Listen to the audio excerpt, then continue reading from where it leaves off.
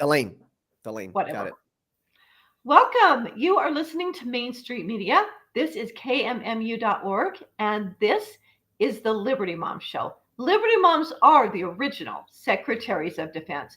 We are the real defenders of the home front, and we are here when it comes to defending our families and our communities. I'm your host, Dalane England, and I'm very excited to have not a Liberty Mom, but a Liberty Dad with us. His name is Alvin Liu, and we love Liberty Dads because Liberty Dads are just as important as Liberty Moms. They can't be Liberty Dads without us, and we cannot be Liberty Moms without Liberty Dads. So we are very excited to have Alvin join us today. As I said, he is the president and the creator of Courage is a Habit. He is a strategist and a creator to assist others in embracing exclusion and boundaries without apologies. So we are so delighted to have Alvin with us. I welcome Alvin. Thank you so much, Dalane, for having me.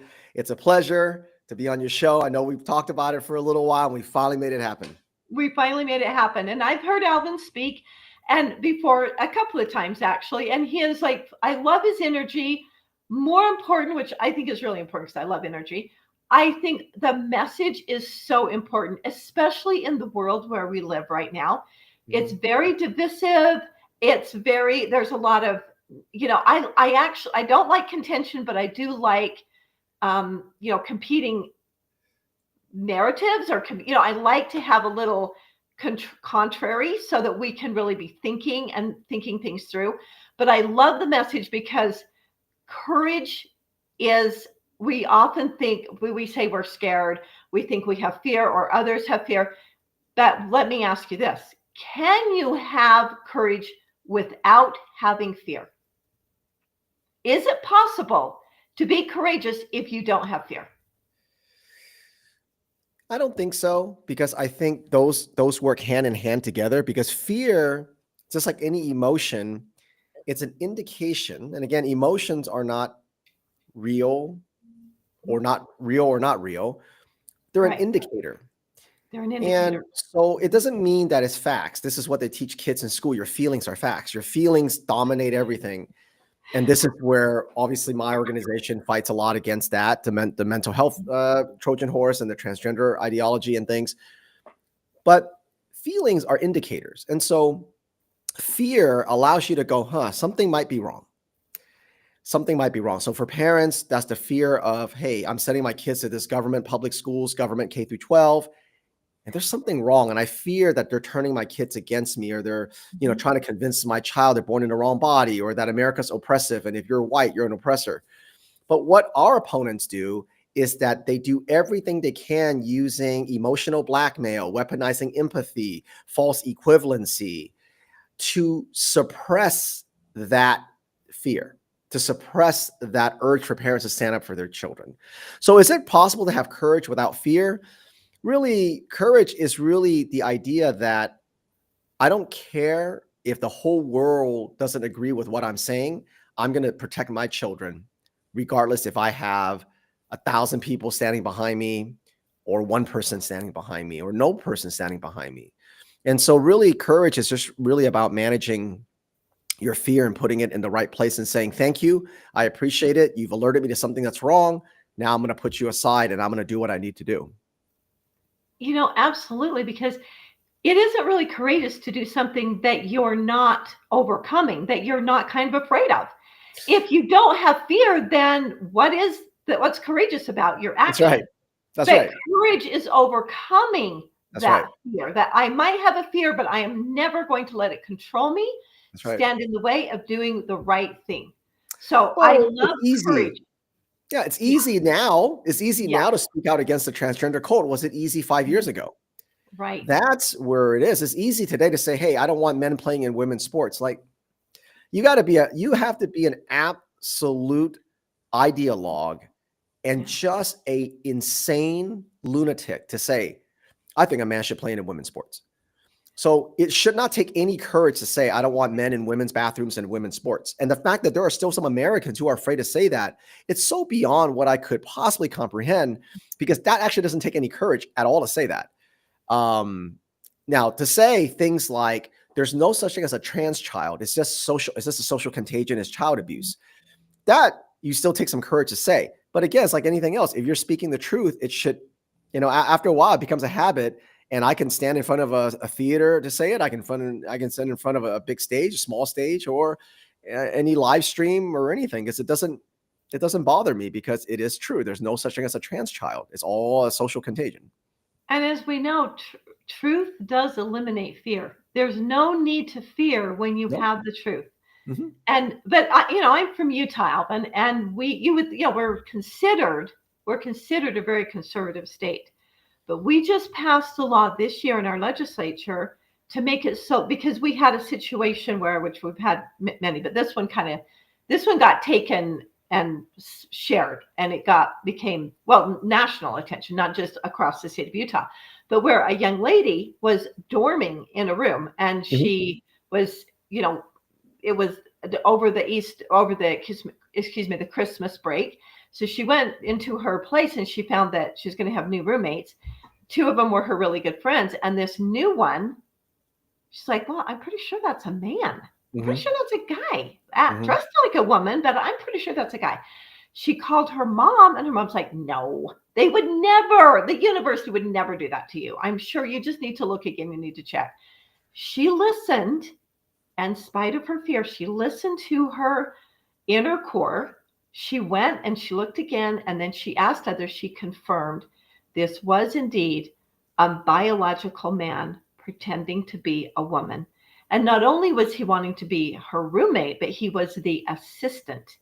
So he was in charge of all the other girls. So we have a man in charge of all the girls in a girls' dorm. And I think you would be surprised. I don't know what you'd be surprised, but I guess I wasn't surprised, because I've lived here and we've dealt with the girls' sports bill and we've dealt with several other women's issues.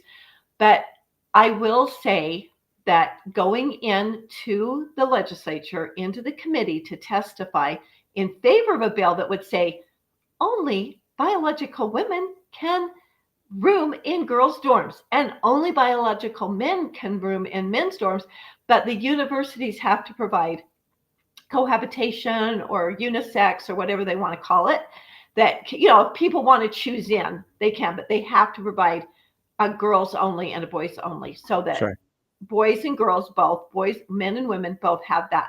So I think this beautiful young lady and her mom did attend and speak in the committee. The room was overwhelmingly filled with transgender and gay people.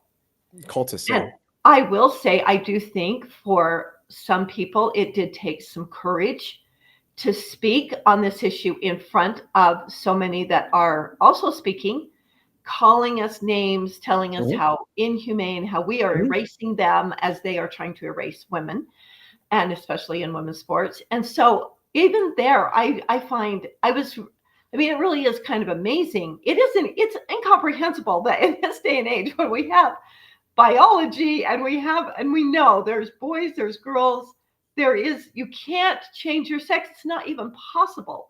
And yet we have so many people in positions of power embracing this ideology. It is unbelievable.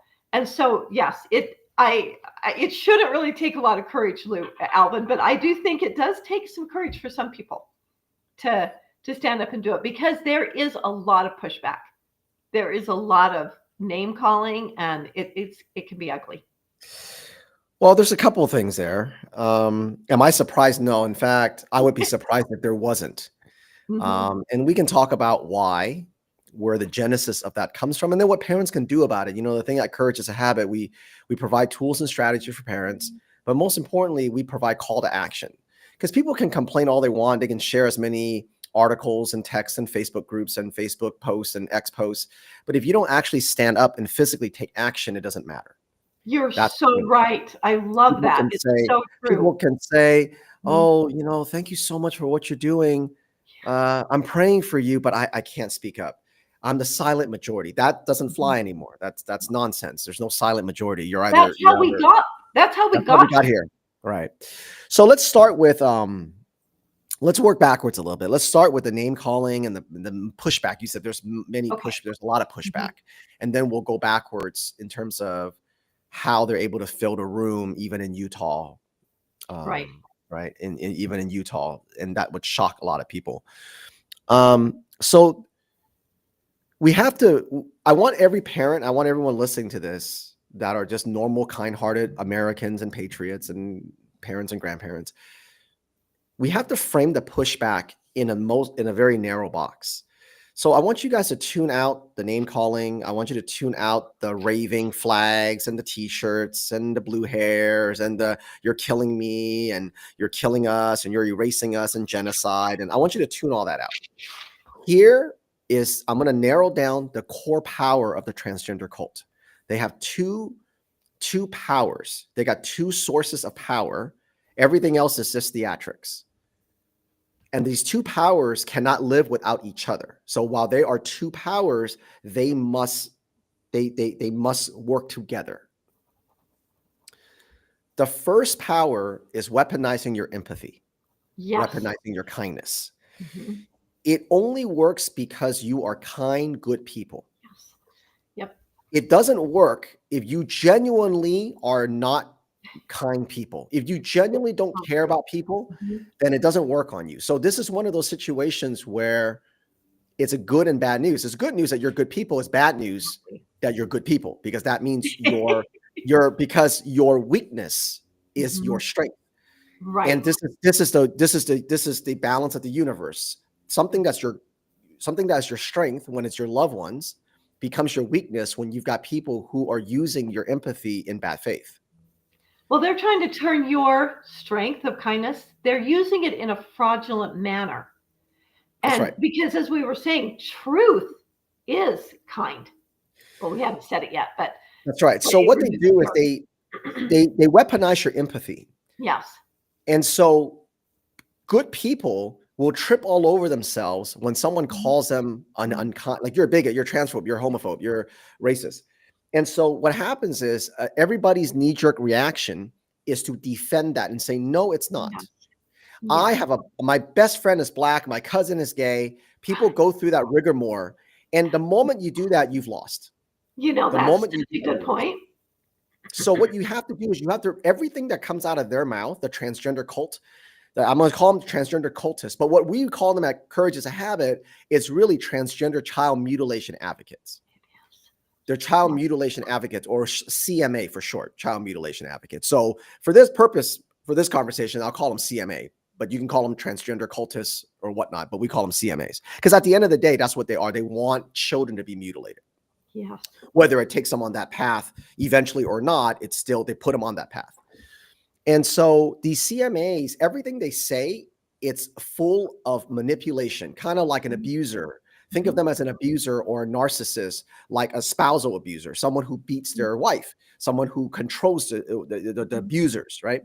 And so is that gaslighting, is that you don't love me, how could you do this, is that same kind of tactic. So everything they say, you have to reject it wholeheartedly. Don't worry about what they say. Don't think about, am I a racist? Do I have internal bias? None of that is true. Those are all made up things. So that's the first thing. They weaponize your empathy and kindness. And the source of their power is you. So you have the ability to rob them of their moral authority.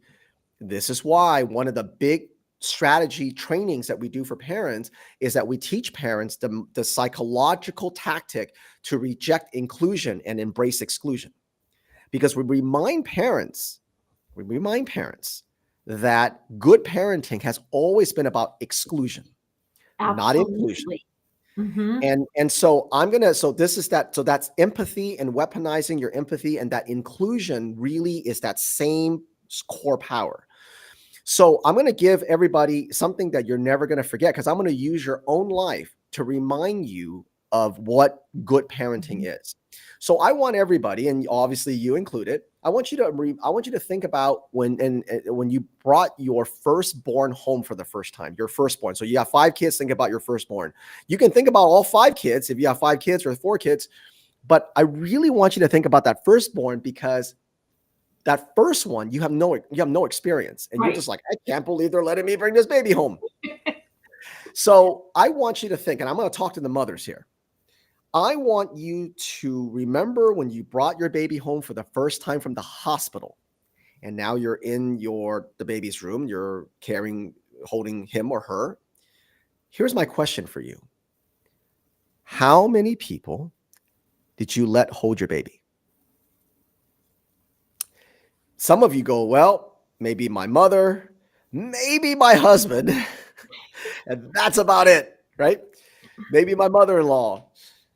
So very few people. When you were out, if you brought him out that first 3 weeks, 4 weeks, you probably didn't even go out. If a stranger said, "Oh, can I hold your baby?" You're going to say no.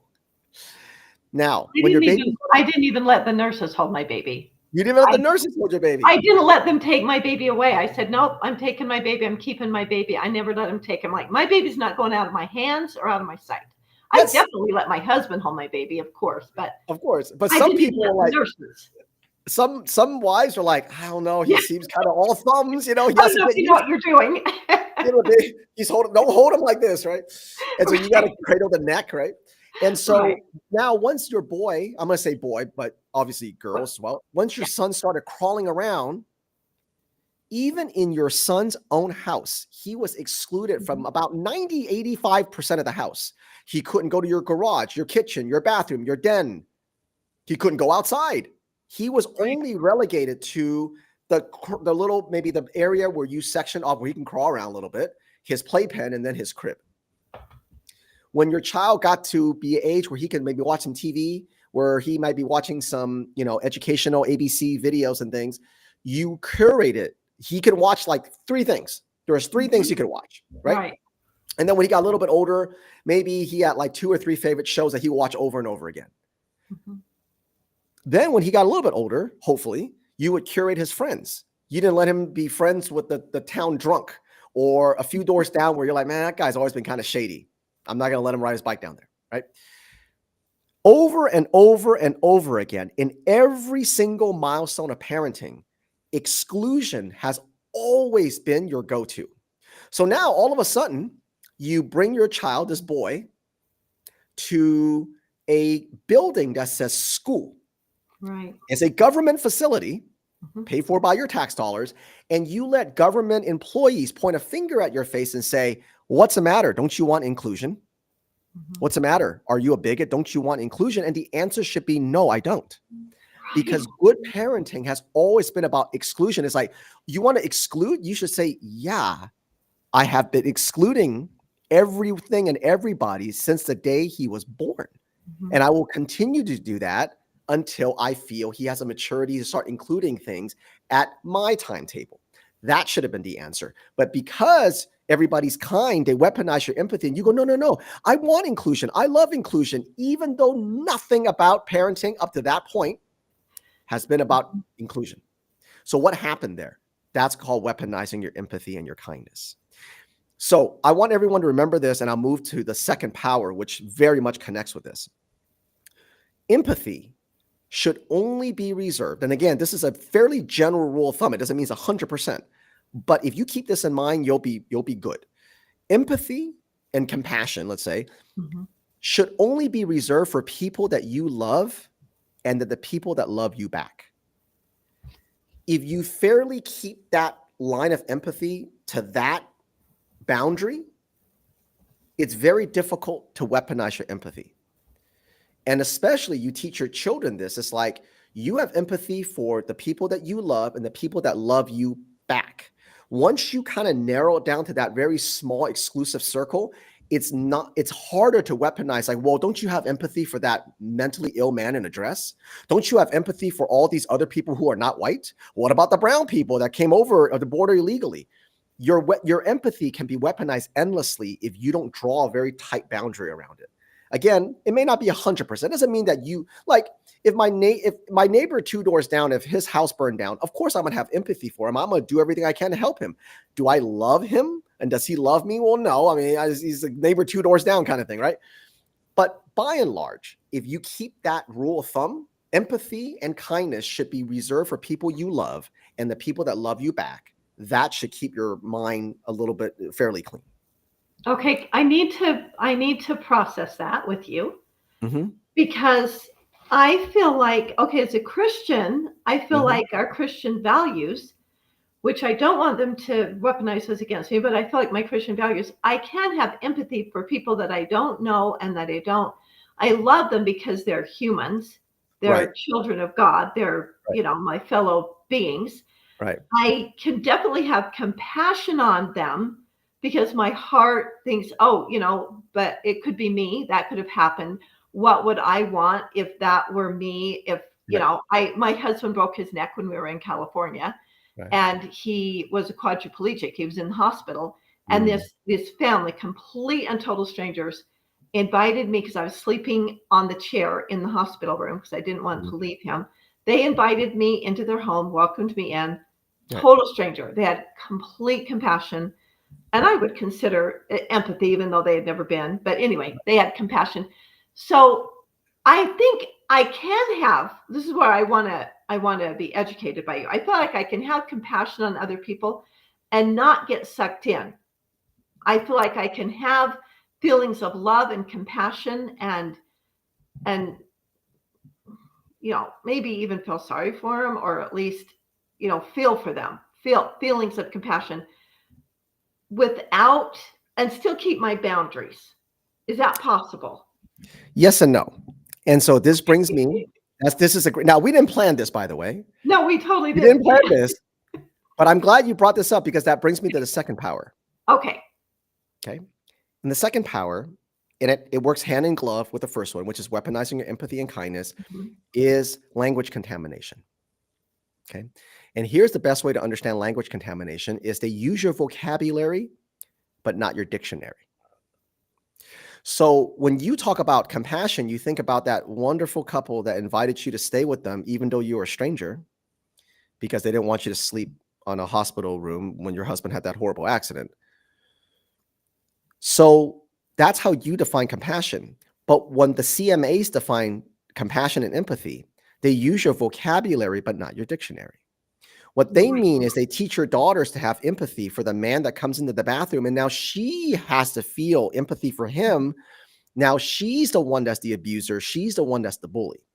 So again, they use your vocabulary, but not your dictionary. They do this to Christians the most. Yes, because they're able to do that. So the two powers is weaponizing empathy and language contamination. Again, one can't work without the other.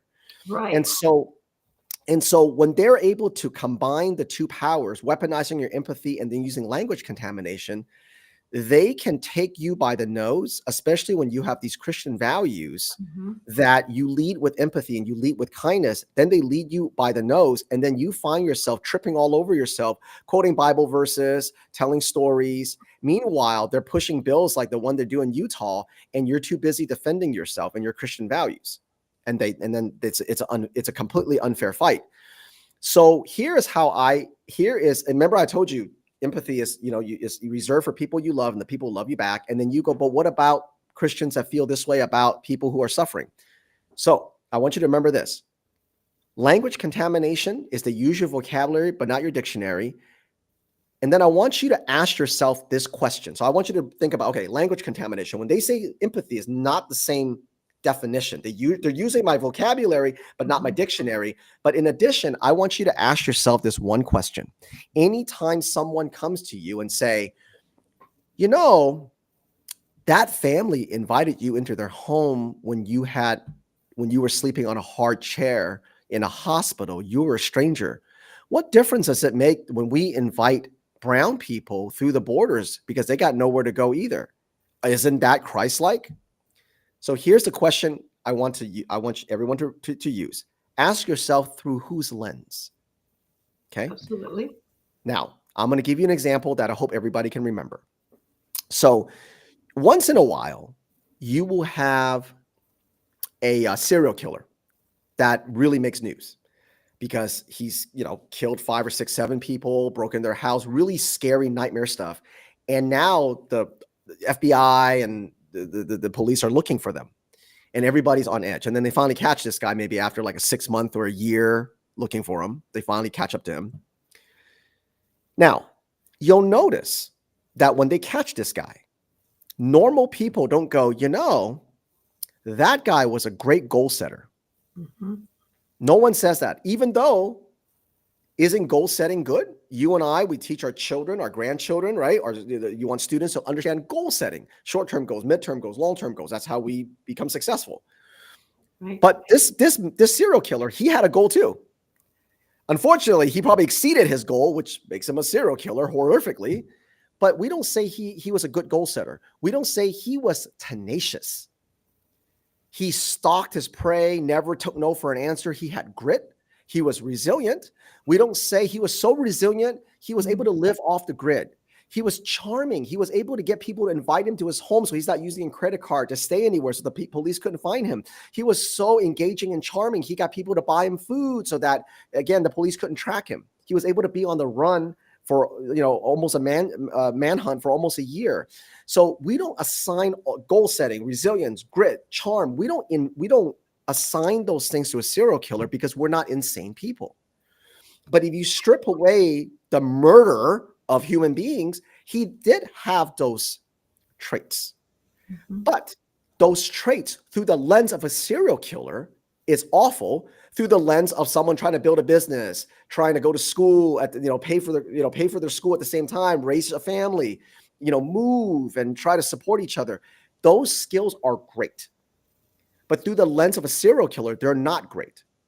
So if you ask yourself through whose lens, that will help you be able to retain your Christian values without it getting weaponized. So when they say, "Oh, don't you want to be Christ-like? Like those people invite you to their house. What's the difference between inviting illegal aliens to come into this country?" You have to go through whose lens is that compassion? Through the lens of a family who's seeing a wife heartbroken that her husband just experienced this horrible accident, or through the lens of someone who hates America and wants to invade, open the border and have violent illegals come in and kill Americans. Through whose lens are we talking about this inviting a stranger into our home? So if you ask yourself through whose lens, that will help you not get your values weaponized. So remember, it's weaponizing your empathy and language contamination. So going back to your bill in Utah, they're filling these places up and there's a lot of pushback. It's not a lot of pushback. Everything else is noise. The only reason why people are afraid to show up at that state house to speak against a bill that is legitimately an easy bill to pass, not allowing men in the all women's dorm, is because they don't want to be called a bigot and a transphobe because they're allowing their empathy to be weaponized, and they don't want to be accused of being unkind or not compassionate, which is language contamination. Those are the only two reasons why people aren't showing up. Everything else, the flags, the hair, the screaming, the yelling, you're erasing me, right. All that, none of that matters if you go, "No, I have no empathy for you. I have no empathy for you. You're not going to weaponize my empathy. I reject inclusion. I'm embracing exclusion. I'm protecting girls. And you saying I'm a bigot, you saying you're dying, you're genociding, you're erasing. None of that matters to me." And when they say, "What about Jesus?" you go, "Well, through whose lens? Through the lens of a pastor? Okay. Through the lens of a CMA who wants to mutilate children? I don't care." And when you think of it this way, there's no need. All the other stuff doesn't matter.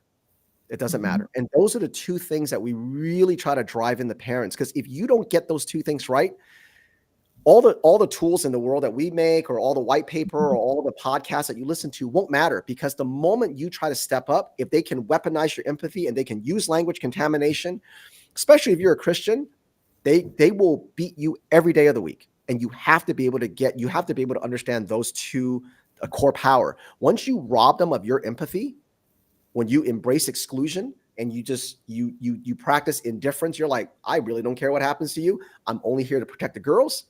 You'll see how fast their power fades. It's very true, because as soon as you just go, yeah, I am. I don't have any compassion for that. I have compassion for the women. That's it. There's no argument. You can't argue with someone who won't argue. So if you don't argue with them, it just takes all their power away. It's very effective. And it's called indifference. It's practicing indifference. You're going to erase me. Yeah. Okay. You don't want me to exist. Mm-hmm. Okay. Well, I'm worried about the girl. This is a transgender. That's true. Yeah. You're a hate group. Well, I do hate what you're doing. Thank you. Yeah. Just thanks for sharing. Thank Well, you. you're a hate group. It's like, yeah, I do hate that children are being mutilated. I hate that children are being given puberty blockers. I hate that girls are getting their healthy breasts cut off and believing that they're born in a wrong body when they are actually perfect. I absolutely hate that. So see, even that, people go, I'm not a hate group. I'm not a hate group. There's a lot of things we should hate in this world. Evil, There are. sex trafficking. There's a lot of things you should hate in this world. So being called a Absolutely. hate group, again, through whose lens? And I love your CMA, child mutilation advocate. Right. I love that. I mean, yeah, I can hate a child mutilation advocate. Yeah, I can totally, because that is very Christian, actually. You know, I really disapprove. I really do not like CMAs. You Who know, would? not to be confused with nurses, but I hate people who abuse animals. I yes. love animals. I love dogs, and I hate seeing that. I hate sex traffickers. Yeah, There's a lot of things absolutely. there's a lot of things we should hate. And so again, that's what happens when they weaponize your empathy against you. No, I don't hate anything. I don't hate anyone. Really though? You don't hate anybody? Not sex traffickers, not people who kidnap kids, not people who hurt pets, not people who, so this is why it's so important to not let your empathy be weaponized, because when you have your empathy weaponized, you lose all semblance of critical thinking. Yes. When someone says really like kind of fast foody things like, I don't hate anyone, I have no hate. And I go, really? So sex traffickers, you don't hate them? Do you know what they do to kids? You don't hate that? You don't hate that a 10-year-old girl, when they get sex trafficked, might see 8 or 9 men a day to have sex with them? You don't hate that? Rapists, murderers. Yeah. You don't hate the illegal alien that tied a girl up and raped her 10 times and slit her throat? You don't hate that? Yeah. That's compassion to you? So you see what I mean? When you break it down like this, these kind of very filler fast food things, Right. Being kind doesn't cost anything.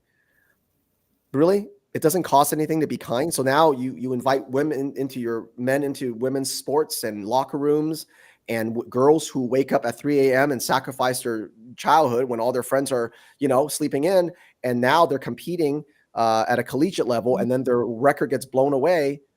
So kindness doesn't cost anything. It didn't cost her anything. It didn't cost her parents anything. Yeah. All those mornings that the father or mother woke up, all the overtime they had to work to afford the travel, the hotels, all the birthday parties they missed because they were at a meet. Really? Kindness didn't cost anything? Their entire lifestyle revolved around it so that they could have a fair shot. They're not asking for anything extraordinary. They're not asking for extra. They're just asking for an honest, fair shot. And then a man who ranks 234 in the men's division comes in and blows her away by 2 minutes. Yeah. See, does kindness really not cost anything? Well, that's not kindness. There's nothing kind about that. Absolutely not. But that's how they sell it. And so again, through whose lens? Through whose lens? To that man, that mentally ill man, absolutely, kindness cost him nothing. He gained everything from it. But through whose lens? To the lens of those girls in that family, it cost them everything. So these very cookie cutter phrases that they use is to evoke your emotion. Kindness doesn't cost anything. Be kind. And those kind of things. It works if you're in a church full of your congregation and your group and your community that loves you and loves and supports each other. It doesn't work when you're talking about people that hates America and hates parental rights and wants to take your children. So there's this, you do have to ask yourself through whose lens. And I think if you do that, it kind of steals you, and then it anchors your mind into something more critical thinking instead of emotional thinking. And I think that we found that question alone keeps you more stable, both in your beliefs and your faith, and without it letting, because your question was, can we have that without being weaponized? And I said, well, yes or no. Yes, if you know how to steel yourself from it and ask these questions. No, if you don't know these psychological gambits. Yeah, and you have to define your terms. Like you said, you've got to define what the dictionary term of what you're using, because that changes everything. They're using a term. They're using Well, our dictionary definition, but they're using it in a completely different meaning. Well, that's the language contamination. They use your Yes. vocabulary, but not your dictionary. And so Exactly. I can say, hey, goal setting is really great. Like 99% of the time, goal setting is a good trait to have. Through Right. the lens of a serial killer, not good. No, No, we don't want him exceeding his goals. we don't even want him to have any. We don't want him to have any, but he does, and he's very good at it. And so this is why it's so important to teach our children critical thinking, not critical conscious thinking. Right. So now we go back to why am I not surprised that Utah's filled with these people? The great majority of the people that are going to be filled in those rooms are going to be young people, because whether you're in a blue or red state, your government K through 12s, and I know people listening to this, it's like, no, not in my county. Yes, in your county. No, not in my rural area. Yes, in your rural area. Yes, it is. It is. All the schools have something called social emotional learning. Yes. SEL. And social emotional learning. Whether you believe it or not, it is in your school. I guarantee you. And it comes in through a Trojan horse mental health programs. Yes. And they, again, what we said earlier, language contamination. It's just about empathy. It's just about managing emotions. It's just about getting along. That's the SEL. Social emotional learning is a delivery system for critical race theory. So critical race theory is the theory. It's the philosophy that America's oppressive racist, that there's oppressed and oppressors. And in that mode, they can fit anybody in. Climate change, the trans ideology, you name it. But that's the theory. Social emotional learning is the delivery system. Okay, that's the delivery system, and it's coming through mental health. Now, obviously, in the younger grades, it doesn't sound as radical, but in the younger grades, what they do is they start racking up the empathy for marginalized people. Then in the middle schools, they start breaking them up into politics. By high school, they're training them to be activists. Then by the time they're 17, 18, 19, 20, 21, they're in your state house screaming at you that they're erasing people. So that's what social emotional learning does. This is why I say I am 0% surprised that your state house is filled with them, because they've been in your schools now. Utah, probably in Utah, at least would say most of your school districts, if not all your school districts, for probably about 7 years. Yeah. So now, yes. So you've had it long enough now that you're gonna get some. They can activate them now. You know, so that's what they do. And the same people that they activate for climate change nonsense, to BLM, the trans rights, human rights, it's the same kids that are weaponized in your K through 12. Now, a lot of people think that, well, they get brainwashed in college. Yeah, that used to be true about 20 years ago, but they found that took too long.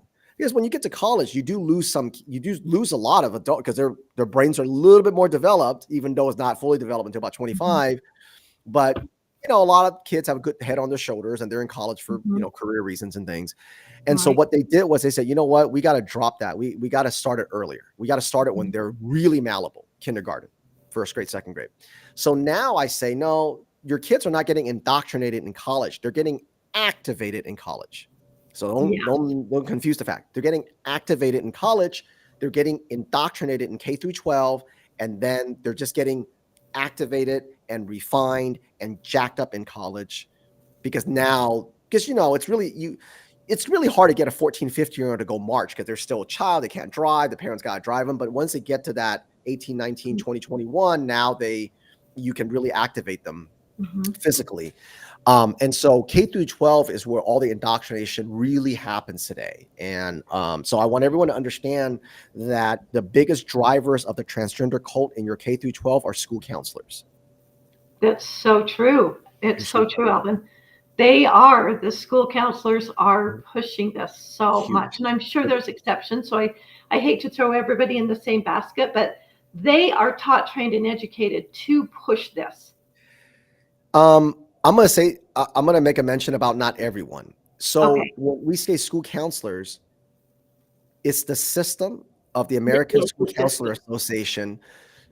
And so factually, it's true that not all school counselors believe in this, but the ones that don't get ostracized. They get They do. fired, they get bullied, they Mhm, get gaslit, they get doxxed. mhm. So it is Yeah. true to say not every counselor obviously Mhm. believes in this and pushes this, but it's almost from a practical standpoint, it doesn't matter that there are ones that don't because they are powerless to Yes. do anything about it They because the are system, powerless. right. Mhm.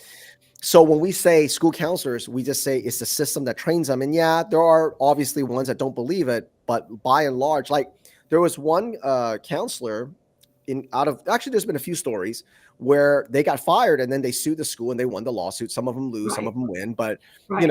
because they try to push back and they get fired, right? So if you go to courageisahabit.org and click on school counselors, we have an entire campaign dedicated to exposing school counselors. It's called Behind Closed Doors.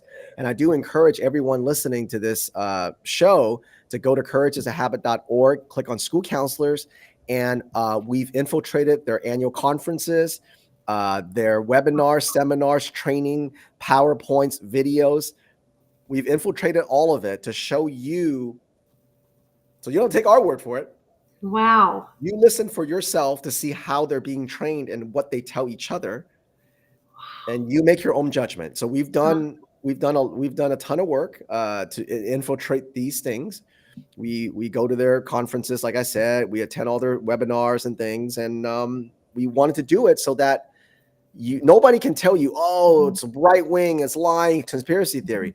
Hey, you don't have to listen to Courage is a Habit. You just go right to the videos and the PowerPoints, and you see for yourself. That's why we spent all that time uh, going to these things so that we can show you exactly how they're being trained. That is so huge, Alvin. That is really huge because that is so important. We see this where children in school will record their teachers Mhm. on a rampage, with this thing. And of course, it's not every teacher again. But Right. what you've done is you've gone to the source Mhm. where they're being manipulated. Mhm. The counselors, they're they're having this manipulation and Uh-huh. this language be infiltrated into their minds and their ideology, and they're having their compassion weaponized against That's right. them. So they're Absolutely. falling into it, thinking they are being good, Uh-huh. thinking they are doing the right thing. Right. Absolutely. This And is they how bring it back. it's so many good, decent people are carrying the water and That's they're right. participating in it. That's right. That's right. So the people who are truly evil are weaponizing the empathy and kindness of these counselors, and these counselors are the water carriers, and they bring that contagion right into your children, and they're taught to gaslight the parents because they truly believe that parents are abusive and unsafe if they don't believe this, because that's how They they're trained. do. They do. They believe it. They think, oh, you're going to cause your kid as they've been manipulated. Do you Mhm. want a dead child or a transgender child? And That's right. they think that it's true, even though it is ridiculous. That doesn't No happen. evidence. They Right. don't ask for evidence, any Nope. proof, studies. Nope. All evidence shows they are more likely to commit suicide after than they are Yes. before. Yes. And that's where parents are like, what do we do if our child is suffering from gender dysphoria? We need a place to take them, and the only place to take them is they go right to the counselors who they've already been captured.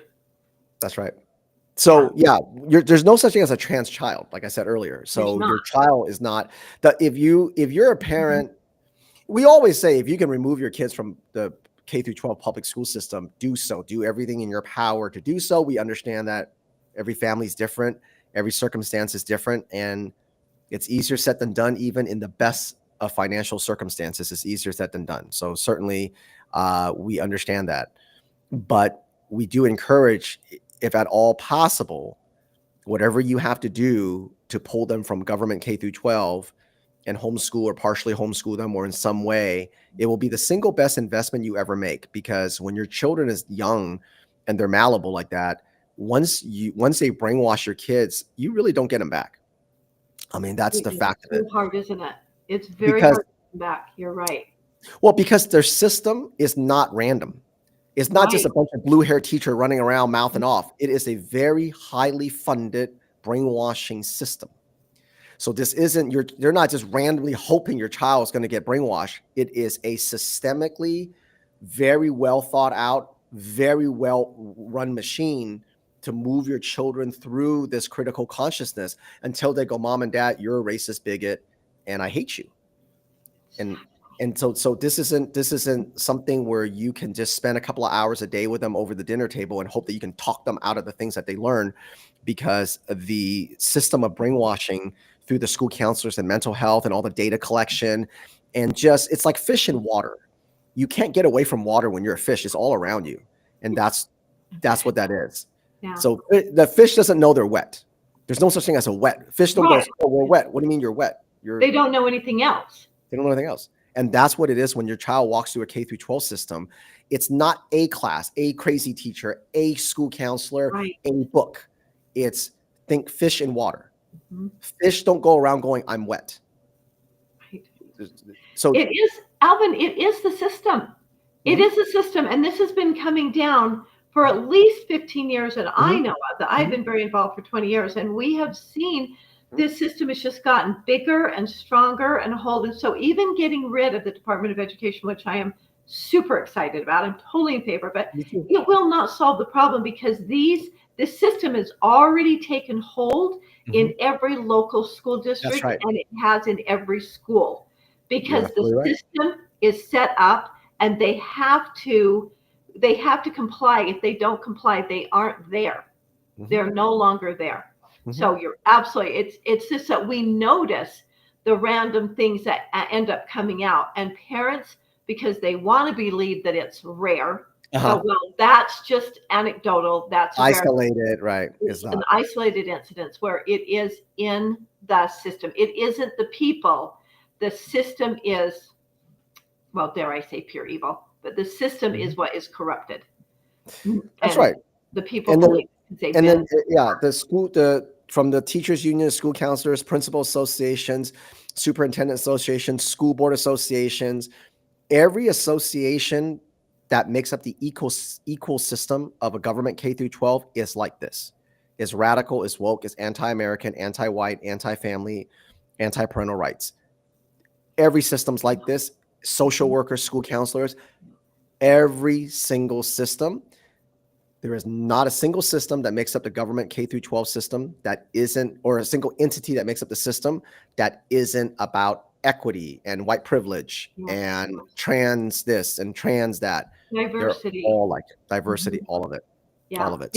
So when we say that, it's not something you just like pass a law, a resolution. You can't pass a law to get rid of it. It's integrated into the hearts and minds of everyone in there, whether they know it or not, even those who don't know what it is. So we tell parents, remove them if they're possible. If not, that's where we come in, right? Where we are tools and say, so I would say as a final call to action, because again, I said, we don't like to just talk about problems. We want to give you a solution. Right. So every parent can do this. There's two things I want every parent to do. I already mentioned one. One is, you go to courageishabit.org, click on school counselors. And I talked about our campaign behind closed doors that exposes to school counselors. But at the end of every single one of that tools in the school counselors tool, in the behind closed doors, there's an opt-out form.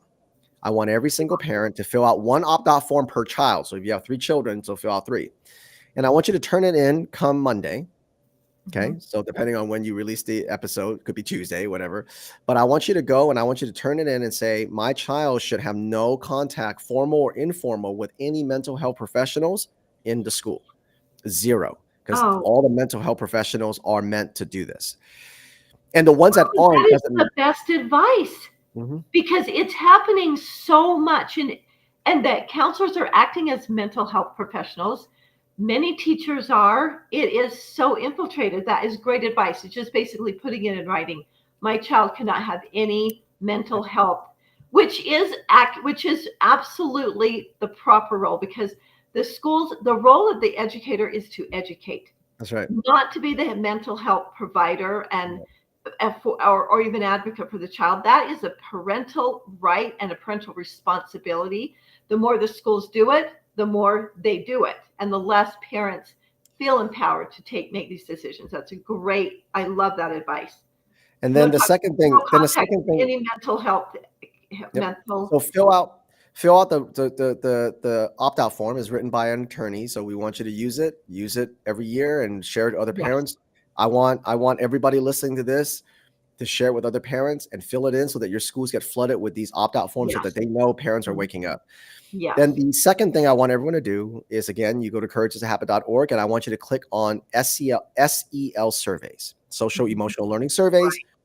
Again, I won't get into it here because we're running out of time, but that I want you to read a couple of those tools. It explains what the surveys are meant to do, how they're collecting data on your kids. And again, at the end of each of those tools, there's an opt-out form. I want you to opt your children out of the data collection. The data mining it might not sound very sexy, is data, but that is the bloodline of all this indoctrination. And I want everyone to. Data is the new gold. Data is worth a fortune. Yep. And it's not, I'm not talking about your kid's social security number. I'm talking about their mental data, their values, their beliefs, their test scores. They evaluate so many things. There's so much in that data. And I tell parents, don't fill out any forms. Don't do any of them. It's their family values. They changed the name of it. So people, because they're like, we warn people against sharp surveys. So now they don't change. So the kids are, and parents are like, oh, that's not the sharp survey. So it's okay. It's you have to teach your child. Do not take any online. Do not take any survey. If you get one, you just tell your teacher, I need to go call my mom right now. I've got to go talk to my mom and get out of that classroom. So you have to educate your child, because even when you opt out, they try to sneak it in. And what's the consequence to them?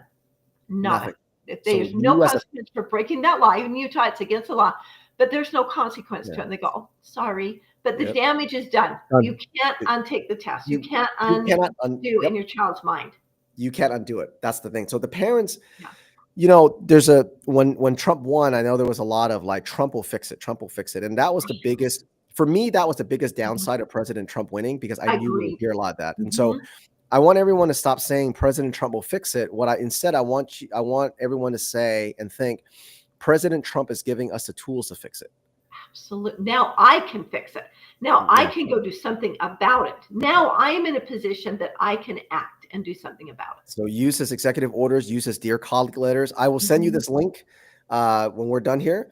I did a video about how to use the Dear Colleague letters. This is a tool that's very powerful that most parents don't even know exists. It's called the Dear Colleague letters.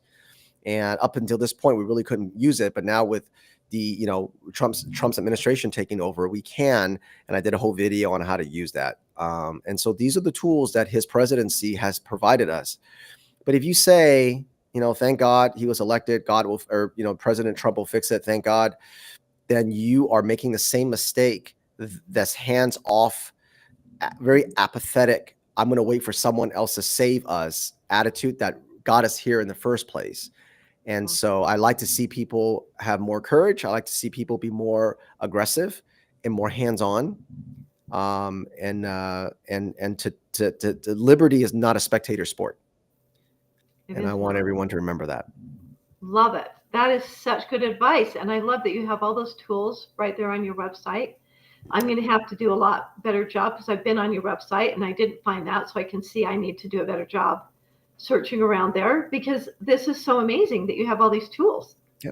I'll send you the link to everything I talked about so you can put it in the show notes, Great. including my video on how to use the Dear Colleague letter. So, wonderful. But thank you for having me today. Great. Well, I just want to ask you one question. Sure. So, Alvin, how did you start this? What was the impetus that made you decide you needed to start this program? Well, I was born in California and I lived in California most of my life. And like everybody else, I was not political. We always say I'm not political, even though everything's political. Every politics affects your. So there's no such thing. You pay taxes. There's no such thing. It's just people don't know it. Yeah. Yeah. I didn't want to raise children in California, so we moved over to Indiana. And we love Indiana. Indiana's great. I love Indiana. And when you get from a blue state to a red state, everything runs so much better, and you're just shocked at just what a different world it is in every way, shape, and form, except one, and that's the government K through 12. And when I got to Indiana, and I live in a nice place in Indiana, and I saw that a lot of the same seeds that destroyed California was already planted in the government K through 12 system, and that it wasn't moving slow like it did in California. It took like 20 years for California to get, to be that way. Every year it exasperated. And so very quickly within the first year, I started to realize that this isn't a blue state thing. I was still under the impression it was a blue state thing, not a red state thing. And so I get when people think that way because I thought that way. And then it really hit me that you can't run from it. You can buy yourself a little time, but you Mhm. can't run from it because because your kids are still getting indoctrinated. Yeah, you can argue to say it's in different intensity. Then obviously Indiana is not California, and you can make that argument. But nevertheless, the indoctrination in your red states like Indiana, like Texas, like Florida, it's very much in your classrooms, even if it's not so aggressive in your face like it is in San Francisco, but your children are still getting it. And so I really I really thought to myself, nobody is escaping to Cuba in the middle of the night from the United States. Meaning that if the rest of the country goes the way of California, there's no place for anybody's children, your children, my children, anybody's grandchildren to go. And so I felt like I had to try to do something, and I did see a need on the side of, I'll say conservatives, but just good, normal Right. people. Yeah. There was a lot of outrage creating, but no outlet. Meaning that Yeah. we always talk about these big problems: China, Soros, Uh-huh. Obama, Biden, Right. but we never gave parents any tools. So people get outraged. They'll come on, shows. They'll listen to hours and hours of podcasts, or they'll, consume a million hours of, television or YouTube or whatever. And then they come away going, have you been to a school board meeting? No. Have you been to a council meeting? No. Do you know who's on your school board? No. Do you know who's on your city council? No. And I thought, if we don't get our hands dirty and remind ourselves that liberty is not a spectator sport, it won't matter who's sitting in president. It won't It matter if you're won't. ruler of state. It won't They matter. can't solve our personal local problems. They can't solve the local. And that's what I wanted to do. I wanted an organization that gave your everyday average parent of young children who have, when you have young children, sometimes you don't even have time to like take a shower, especially Exactly. when they're young like that. I wanted to give tools and strategies that not protect other people's children, because that's not my job, is to remind Mhm. parents that they have everything they need to protect their kids. And Love it. it's not giving them courage, it's reminding them that they have all the courage they need because they're a parent. They're a parent. They have it. And it's a habit. The more you do it, the Mhm. more natural and easy it is. It becomes second place. Courage is a habit. I love that so much Mhm. because it's so true. Such a I'm great not principle. giving anybody anything they don't have inside. Right. What I'm Hmm. doing is, if at the end of the day, courage is a habit, simply reminds you Yeah. that if you don't stand up for your children today, they'll live on their knees tomorrow, Mhm. and that you have all the courage you need, and that good parenting has always been about exclusion. So we're really just reminding parents of what they have inside, because the woke culture has put so much, like, it's just like blankets on top of blankets on top of blankets. And now parents go, I don't know what to do. I don't know what to say. I don't know how to feel. It's that gaslighting and emotional blackmail and false equivalency and weaponizing kindness and language contamination. And it's made everyone feel just like they're just under this weight, and they need to go and consume all these things. Tell me what to do. And my job at Courage is a Habit isn't to say I can protect your kids, is to say you have everything you need. But let me help you, remind you. Let me help remind you that all this stuff that you feel, I don't know what to say, I don't know what to do. Yeah, you do. You know what to say, you know what to do. Right. But there's a couple of things that they've put in your head that I'm going to help remove. And once I remove those blockers, you're good to go. I love it. I love it because having tools, your job is never better than the tools you have to complete your job. Having the tools makes all the difference in the world. Right. So I love that you have just saw that you've experienced, you saw the problem, experienced it, and you decided not just to do something for your own family, which is pretty big in itself, Right. but that you Right. decided to literally change the world by giving other parents, making it easy for them to pick up the tools that Right. they already have. So well Right. said. And I do think just one real quick thought, because you were saying like in some of the red states, it's there, but it's more covert. And in the blue states, they're more overt. Like they just say it. They say it out loud. You know that it's coming. It's very Mhm. overt. but I almost feel like it's more dangerous when it's covert than when it's overt. Very. When it's overt, and then you can teach your kids, and they come armed with how to overcome it. But when it's covert, we kind of go along and we get boiled slowly, because when we jump into hot water, we jump right out. But so I think we are in a lot of danger by the covertness of this mission. For our enemies, for the communists, for the CMAs, the groomers, the people who hate America, the single sentence has sweet music to their ears. You know what it is? Apathy. It can't happen here. Yes. Mm-hmm. They love hearing that. Yes. When people go, this is not California. It can't happen I grew up in this county. My grandparents grew up in this county. Mm-hmm. It can't happen here. Beautiful Yep. for them, because they're going to go, that county's easy. That Because county's they're not easy. even looking for it. They're not Easy looking for to it. get in. Easy to get in. Because of what you said, the language change, and they weaponize our emotions, our goodness. Easy work. Easy work for a bunch of citizens that say it can't happen here. Easy work. They'll pick your city all day long, pick your town all day long, because you don't know what's coming. Such wise words. Alvin, thank you. It's been such a treat. I have enjoyed it so much and learned so much. Me too. Thank you very much. Really appreciate you. Have a great day. And to our audience, remember that you are the guardians of your liberty. Thank you so much. Have a beautiful day. Thanks for being with us, Alvin.